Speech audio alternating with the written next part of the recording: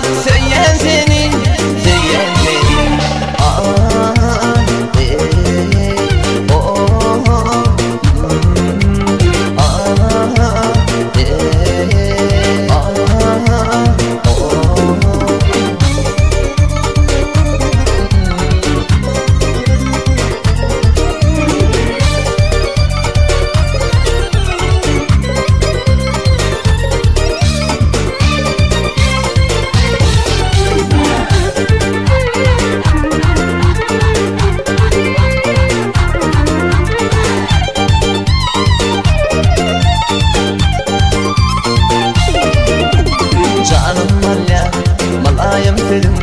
Sevyendi bakkarım yakma sen gavur. Canım var ya malayım sözüm, sevyendi bakkarım yakma sen gavur.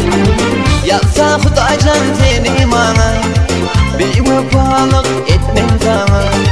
Yapsa Xudaycan seni bana, bir vefalık etmem sana.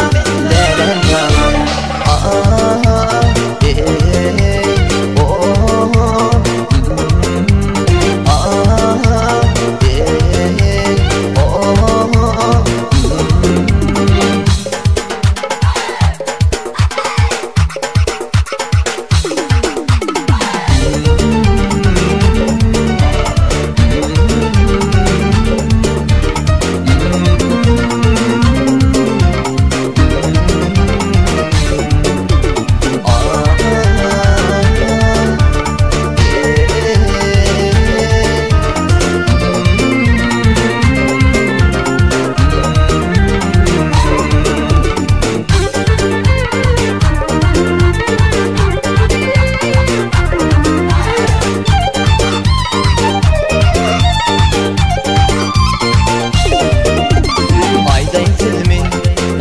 Yerde yüreğim yer tapmam, görmedim seni.